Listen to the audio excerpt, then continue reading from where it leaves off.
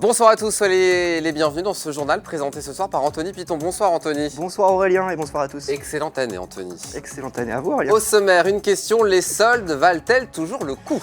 Alors que les magasins sont en mode vente privée depuis le 26 décembre avec des rabais alléchants, on s'interrogera sur la pertinence des soldes qui débutent ce mercredi en Sarthe. Et puis on part découvrir la galerie Nokogo à la Charte-sur-le-Loir, un lieu atypique qui a décidé de mettre en valeur le travail d'artistes photographes sartois. On verra ça. Et l'invité de notre journal veut sauver les services d'urgence. C'est Gérard Baudry, notre invité. Il est porte-parole des associations de défense des urgences des hôpitaux de Montval-sur-Loire et de Saint-Calais. Elle se mobilise demain, mercredi, devant la préfecture. Dernier préparatif pour les boutiques du centre-ville en vue évidemment des soldes qui démarrent demain Anthony. Oui, à partir de demain, elles proposeront des rabais en magasin, ça c'est pour la théorie. Car en pratique, les promotions sont déjà présentes dans les commerces sous le nom de vente privée. Alors, les soldes sont-elles toujours autant attendues? On voit ça avec Hélène Galliana. Les soldes, c'est ce mercredi. Alors les commerçants du centre-ville se préparent pour 4 semaines de rabais. Mais si l'on regarde un peu plus les vitrines, les promos sont déjà dans les boutiques avec les ventes privées, parfois un peu timides. Globalement, premier jour, bien, on a du monde devant la boutique qui attend. C'est toujours un peu l'effervescence le premier jour et après ça se calme. Et là, honnêtement, c'était plutôt calme. Les soldes sont peut-être un peu moins attendus qu'il y a quelques années. Nous, ça va, on n'est pas trop en difficulté parce qu'on n'a pas beaucoup de stock, donc on attend moins des soldes peut-être que d'autres enseignes. Mais je pense que le premier jour, effectivement, on va avoir un peu de monde, mais après, ça se tasse en fait.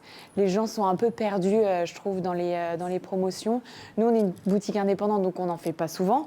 On fait les soldes et on fait quelques opérations. Mais comme il y a des promotions tout le temps dans les enseignes, tous les mois quasiment, c'est vrai que je pense que les gens sont un peu perdus. La présidente de l'association Mancéa reste prudente. La vente en ligne devient de plus en plus nécessaire pour les commerçants indépendants. Son site internet représente 20% de son chiffre d'affaires.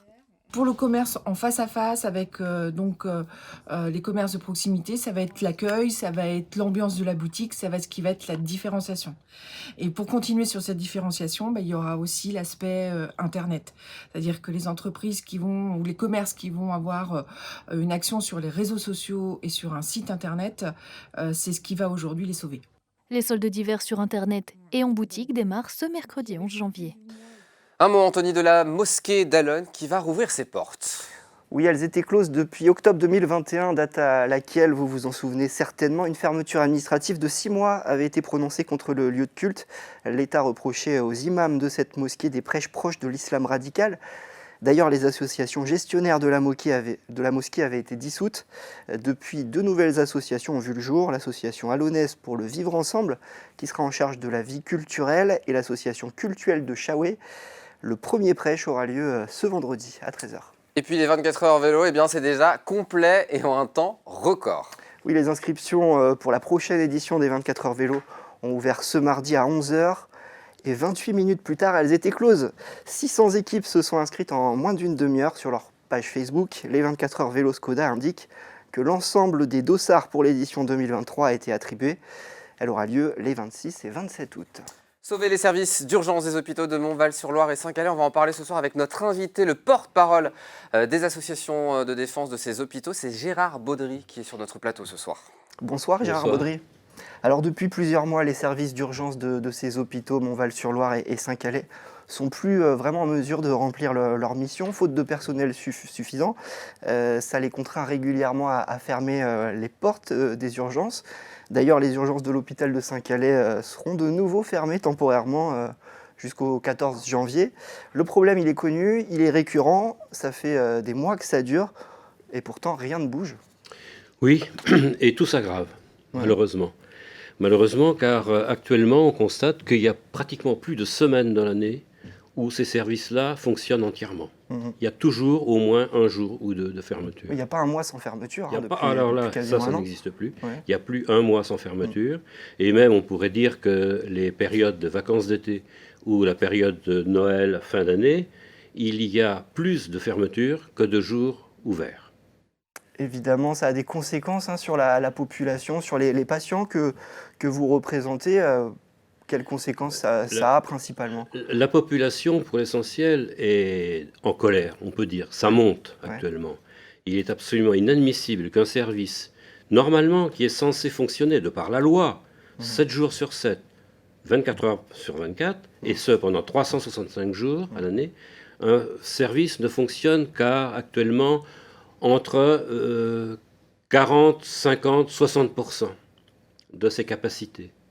Ce n'est pas la place qui manque, le matériel, etc. Ce sont les soignants, les médecins, qui ne sont pas en nombre suffisamment nombreux pour pouvoir ouvrir correctement. Quand il y a un médecin disponible, il n'y a pas d'équipe paramédicale. Mais qu'est-ce que ça veut dire pour les habitants de ces territoires? Alors. Aujourd'hui, s'ils ont besoin de consulter en urgence, ils doivent faire combien de kilomètres Alors, pour aller ben, à l'autre service d'urgence le plus proche? C'est 45 km pour venir au Mans, c'est Ouais. 33 km pour aller à Vendôme, et pour Château, c'est pareil. Eux iront éventuellement sur Tours.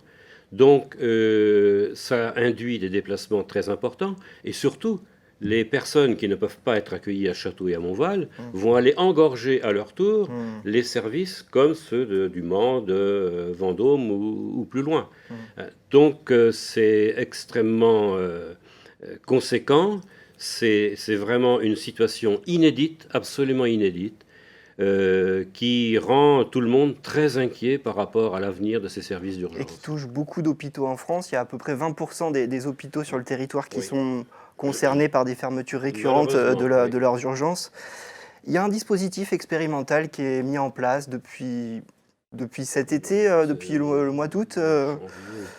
Oui, le PMU. Le PMU, L'équipe paramédicale les équipes d'urgence. paramédicales d'urgence, est-ce que Alors. ça rassure la population? Eh ben ça devrait rassurer beaucoup plus. Bon, actuellement, le PMU sort à raison de à peine une sortie par jour. À peine, 0,70 ou 0,80. Donc le Donc, PMU, c'est une équipe c'est mobile une qui équipe est mobile qui est dédiée aux composée- urgences vitales. Voilà, aux urgences vitales. Ouais. Elle est composée d'un infirmier brancardier, généralement chauffeur, et d'une infirmière diplômée qui peut être en constante relation Ça suffit avec pas. le 15. Alors le problème, c'est qu'elle ne sort pas beaucoup, et que nous sommes, y compris, surpris qu'elle ne soit pas utilisée plus souvent. Hein, on a des cas où on s'est étonné que le PMU ne soit pas diligenté, mais il faut savoir que c'est le SAMU, c'est le centre 15, qui ordonne à le PMU de partir. Alors les associations que vous représentez se mobilisent demain, ce mercredi à 15h devant la préfecture. D'ailleurs, vous serez reçus en préfecture. Qu'est-ce que vous espérez de ce rendez-vous avec les services de l'État? Eh bien, nous espérons que les choses vont évoluer autrement qu'elles n'évoluent actuellement, quoi. C'est tout. Nous serons reçus par Madame la chef de cabinet du préfet. Nous espérons que le préfet nous répondra sur un certain nombre de points, parce qu'il y a des choses absolument scandaleuses, notamment les relations par téléphone à une zone limite du département, où quand vous appelez un numéro, vous pouvez très bien vous retrouver dans le Loir-et-Cher, et on vous demande de rappeler sur un fixe, pas sur un portable. Enfin, vous voyez toutes les conséquences que ça peut avoir sur la sécurité des patients, quoi. Et en plus, là, cette semaine, mais plus que cette semaine, depuis 2 mois, le centre 15 n'apparaît plus comme une solution de téléphone pour l'hôpital de Saint-Calais. C'est pour ça que vous disiez que ça s'aggrave? Oui, ça s'aggrave, parce qu'avant, on avait le 116, 117, on avait le centre 15, et aujourd'hui, on n'a plus le centre 15. Alors, qui l'appelle? Bon, vous invitez en tout cas la population sartoise à vous rejoindre, à vous soutenir. La mobilisation, c'est à 15h ce mercredi devant la préfecture. Merci à vous. Tout à Merci fait. Gérard Merci. Baudry d'être venu sur ce plateau. On va prendre la direction de la Chartre-sur-le-Loir à présent pour parler culture. Oui, où un bouquiniste galeriste vous propose de découvrir des photographes d'art locaux. Ils viennent du Mans, de Vendôme ou de Tours et sont mis à l'honneur jusqu'au 2 mars. Reportage de Laure Girard. C'est un lieu atypique, comme il y en a à la Chartre-sur-le-Loir. Dans sa galerie Librairie d'occasion, Laurent Sutter aime promouvoir les artistes en général, avec une affection toute particulière pour les photographes. J'ai toujours exposé des photographes, mais là, pour la 2e année consécutive, j'organise un salon de la photo avec de nouveaux photographes que j'ai découverts, que je ne connaissais pas, qui font des travaux absolument extraordinaires. 5 photographes d'art, avec chacun leur style propre. Mais le lieu semble tisser un lien entre leurs clichés. Gaspard Païva travaille en studio. Donc les réglages de la lumière font que le modèle disparaît avec la lumière, donc il n'y a pas de retouche photo. Et en fait, c'est pour ça que les modèles sont en blanc, pour qu'elles puissent disparaître derrière l'image. José Fortuné, lui, ne jure que par la lumière naturelle. Des reflets de l'eau. Des reflets de l'eau et les mouvements finalement du vent qui font frémir la surface de l'eau. Chaque spectateur lira dans toutes ses œuvres sa propre histoire. Laurent vous accueille du mardi au dimanche, Galerie Nokogo, rue Nationale à la Chartre. Il compte organiser des rencontres avec les artistes et leurs invités régulièrement le samedi soir. Informations à venir sur son site internet. Du sport et une bonne nouvelle, l'écurie Glickenhaus sera présente lors de la prochaine édition des 24 heures du Mans. Oui, c'est son patron Jim Glickenhaus qui l'a officialisé ce lundi. L'écurie américaine sera bel et bien de la partie pour le centenaire des 24 heures du Mans. Une demande d'engagement a été déposée pour la saison 2023 du WEC, ce qui assure la présence d'au moins une voiture. Il se pourrait cependant qu'une deuxième hypercar soit alignée au départ le 10 août prochain. Affaire à suivre. Et puis en basket, bonne nouvelle, 2 Sartoises seront en bleu.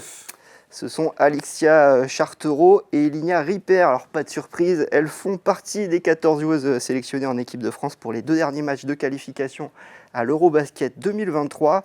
Les matchs, ça sera en Lituanie le 9 février, puis en Finlande le 12 février. On suivra ça avec intérêt. Pour finir, un casting pour le tournage d'un film est organisé en Sarthe, Anthony. Et oui, c'est peut-être fait pour vous, Aurélien, si vous voulez passer du petit au grand écran.